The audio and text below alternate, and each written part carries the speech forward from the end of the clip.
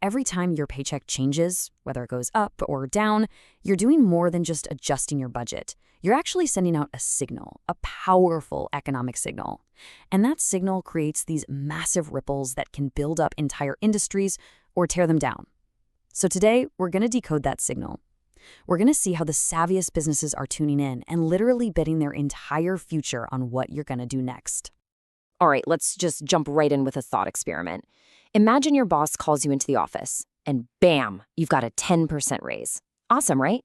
So after you've done your little happy dance, what's the very first thing you do with that extra cash? Are you finally booking that 5-star hotel you've been owing? Or maybe it's less exciting. Maybe you just, buy a slightly better cut of steak at the grocery store. Just take a second. What's your honest answer? Because, and this is the whole point, your answer to that question isn't just a daydream. It's the multi-million-dollar puzzle that companies from giant corporations to small startups are desperately trying to solve. They pour millions, sometimes billions, into figuring out how you and everyone else will act when your income shifts. If they guess right, they soar. But if they guess wrong, well, they could go under.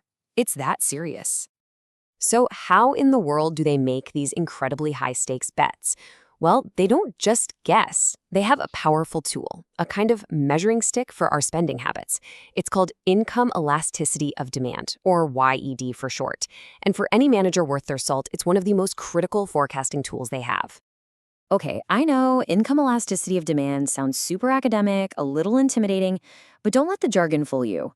All it really means is that we have a number, a specific figure that tells us exactly how sensitive your demand for a product is to a change in your income. It gets beyond the price tag and asks a deeper question. How does your wealth change what you want? And here's how we get that number. The formula itself is actually pretty simple. It's just a ratio. You take the percentage change in how much stuff people bought, that's the top number, and you divide it by the percentage change in their income, that's the bottom number. The answer it spits out, well, that single number tells a surprisingly deep story about a product's place in our lives. That's because that one little number reveals what we can think of as a product's true personality. It tells a company if you view their product as a can't-live-without-it necessity, a make-do-for-now placeholder, or maybe a someday aspirational purchase. Let's break down the 3 main personalities this number uncovers. So it all comes down to the result of that simple division. If the number is negative, less than 0, you're dealing with what economists call an inferior good. If it's positive, it's a normal good. But if that number is not just positive but greater than 1, you've hit the jackpot. That's a luxury good. And knowing which category your product falls into, well, that changes everything about your business strategy. So let's start with the tricky one, the inferior good. This is the stuff we buy because we have to, not because we want to. The perfect example is a really basic, no-frills hostel without air conditioning. The second a traveler gets a bit more money in their pocket, they're gone. They're upgrading to a place with AC. So if you're a manager and you see a negative YED for your product, that's a massive red flag. It literally means that your success depends on your customers not succeeding. Economic growth becomes your enemy. Your market is designed to shrink as people get wealthier. Now, most products, thankfully, fall into this next category, normal goods. It's pretty straightforward. When people earn more, they buy more. Think about a standard, decent hotel room in a nice tourist spot like Tanjung Losung. As incomes rise and the middle class expands, demand for these reliable, comfortable rooms grows right along with it. As a manager, this is a pretty good place to be.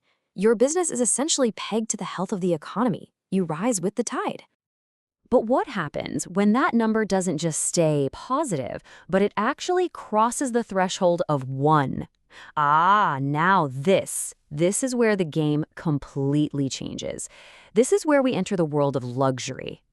See, a luxury good is something special. It's a product where demand doesn't just rise with income, it skyrockets. It grows faster than income. So look at this chart. A 10% income boost in a city like Jakarta doesn't just lead to a 10% rise in fancy getaways. No way. It can trigger a 20% explosion in bookings for high-end private villas. That extra money burns a hole in people's pockets, and they disproportionately splurge on these aspirational items.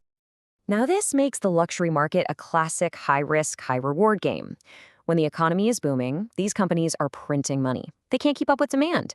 But the moment a recession hits and paychecks get squeezed, these are the very first things people cut. That fancy dinner, that designer bag, that villa rental, it's gone. So the ride up is exhilarating, but the crash can be absolutely brutal. Okay, let's put you in the hot seat. Let's make this really concrete. Imagine you're a real estate developer. You've got a beautiful piece of land in Tanjung and a pile of investor cash. The big question is, what do you build? This is where income elasticity stops being a theory and becomes your crystal ball. This is exactly how theory translates into a multi-million-dollar strategy. You look at the economic forecasts.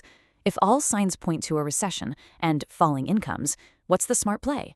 You build affordable, reliable, normal hotels. You play it safe. But if the economists are predicting a major economic boom, you pivot hard. You build those exclusive luxury villas to ride that wave of supercharged spending and capture all that upside.